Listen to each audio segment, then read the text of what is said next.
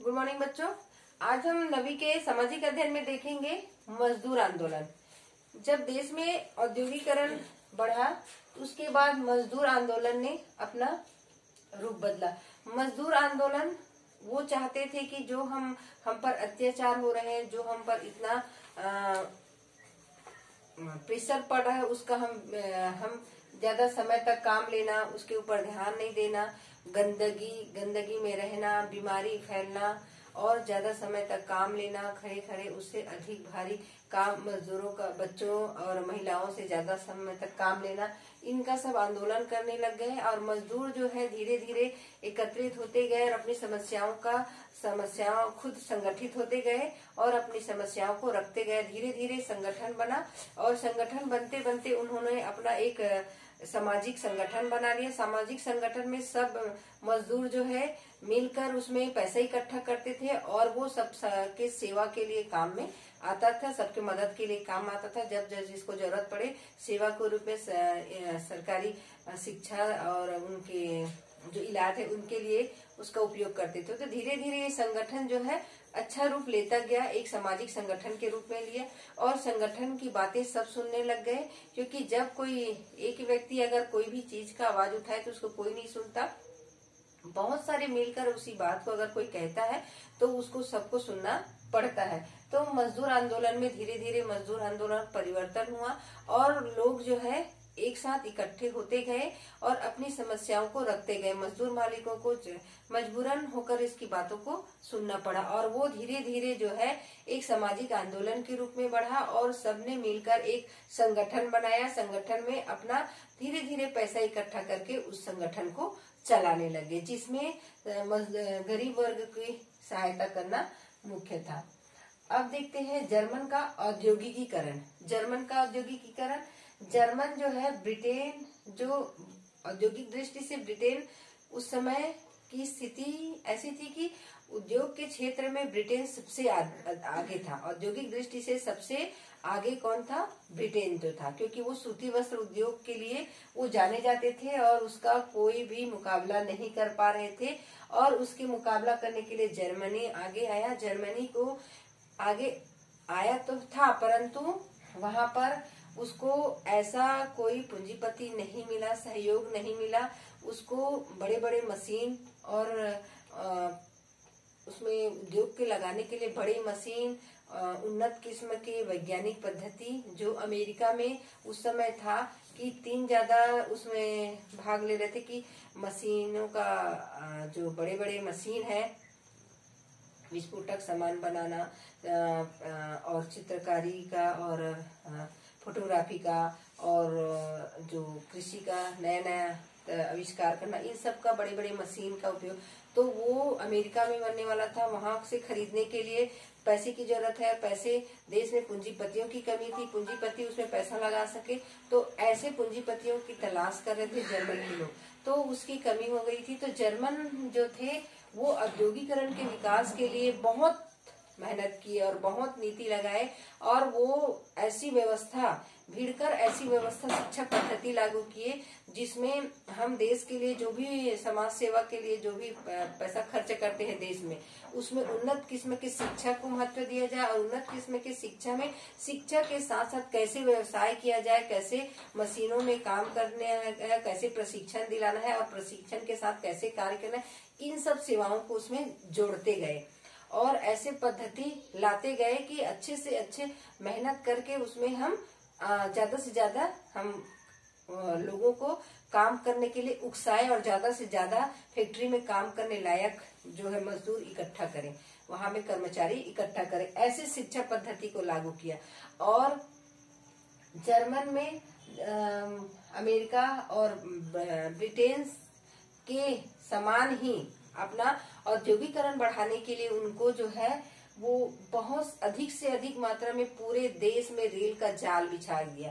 Rail के जाल बिछाने से हम पूरे देश में सामान का यहाँ से वहां लाने ले जाने में हमें किसी प्रकार का कोई तकलीफ ना हो और मजदूरों की भी कोई कमी ना हो यहाँ से वहां लाने ले जाने में, क्योंकि वो ब्रिटेन जैसे औद्योगिक औद्योगिकरण में वो बढ़े हैं, वैसे ही अपने आप को बढ़ाने के लिए बहुत भरसक प्रयास किए, बहुत मेहनत किए और उसके लिए पूंजीपतियों की भी तलाश किए, पूंजीपति जो उसमें पूंजी लगा सके। तो ऐसे पूंजीपति को भी ढूंढे जो उसमें पैसे लगा सके। उद्योगों और खनन जितने भी थे उसको सबको अपने अधीन ले लिया, सरकारी अधीन में लिया और सबका खनन जो है सरकारी अधीन में करते गए और उसके पैसे से ही वो चहुमुखी विकास करते गए। जर्मन, क्योंकि वो उसका मेन उद्देश्य था औद्योगिकरण को बढ़ावा देना, इसके लिए वो शिक्षा पद्धति को भी बढ़ाए और देश में तुरंत वो रेल का जाल सा बिछा दिए और उसके बाद जो है शिक्षा पद्धति में ऐसे विषयों को जोड़ा गया जिसमें जल्दी से जल्दी प्रशिक्षण प्राप्त करे और युवक जो है ये फैक्ट्री में काम करने लायक बन सके। और उसके बाद उसमें जो है पैसा लगाने के लिए जो देश में उद्योग, जो देश में खनिज थे उसका भी उपयोग वो देश के विकास के लिए लगाना चाहते थे। देश में जितने भी देश के सेवा के लिए, मजदूरों के लिए और मजदूर, इससे जर्मनी में राजकीय समाजवाद, तो इसमें मजदूर संघ भी थोड़ा सा नाखुश हुए। औद्योगिकरण बढ़े, मजदूर वहाँ काम करने लग गए, मजदूरों से बहुत ज्यादा काम लेना, समय का कोई लिमिट नहीं, अत्यधिक उसमें काम पड़ता था, तो इससे वहाँ के मजदूर भी असंतोष हुए। वहाँ पे भी मजदूर संघ बने और मजदूर इसका विरोध करने लग गए। तो उसको दबाने के लिए वहाँ पर शासकीय स्कूल खोला गया, लोगों के चिकित्सा के लिए अस्पताल खोले गए, उनकी सुविधाएं दिए, घर और बहुत सारे मजदूरों को सुविधाएं मुहैया कराई, क्योंकि वो उसके बातों को, उसके जो आवाज को दबाना चाहते थे मजदूर। यहाँ पर वो मुद्दा न बने, हमको क्या मुद्दा बनाना है, औद्योगिकरण को बढ़ाना है, न कि मजदूर संघ को यहाँ पर उसके आवाज को उठाना है।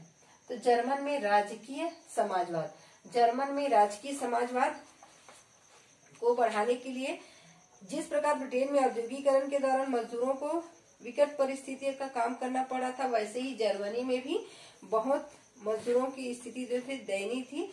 सामाजिक सिद्धांतों को अपना रहे थे, सामाजिक क्रांति के लिए प्रयास करने लगे थे। इसे रोकने के लिए जर्मन सरकार ने कई कदम उठाए थे।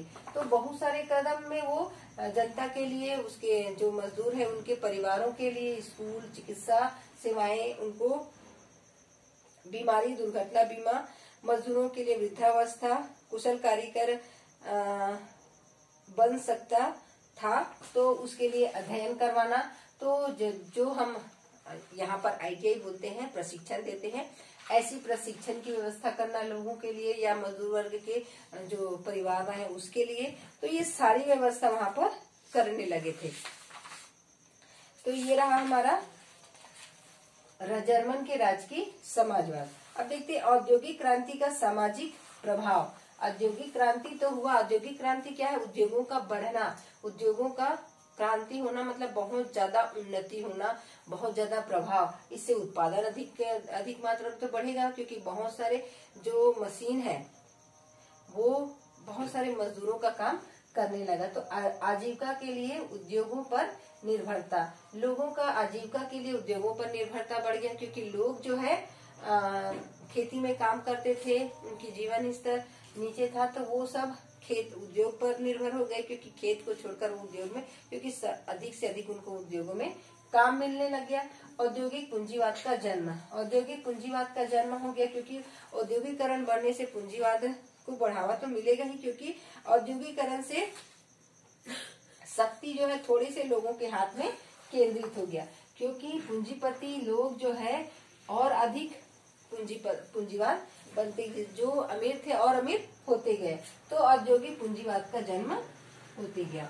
और बाजार आधारित अर्थव्यवस्था, बाजार आधारित अर्थव्यवस्था में एक बुनियादी समस्या यह होती है कि किसी कारखाने के मालिक को यह वास्तव में पता नहीं रहता है कि उसका माल बिकेगा या नहीं। अक्सर विभिन्न कारणों से बाजार में मंदी आ जाती है और माल बिकना बंद हो जाता है।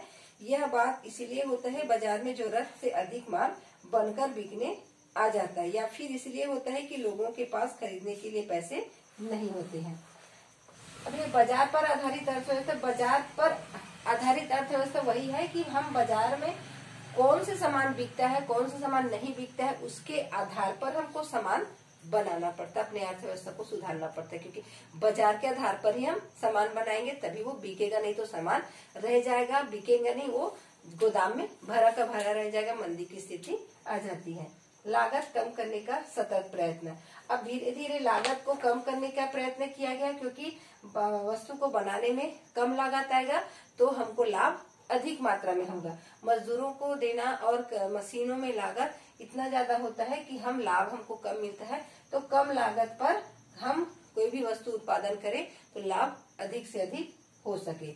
औद्योगिकरण क्रांति का सामाजिक प्रभाव इसी प्रकार पड़ा।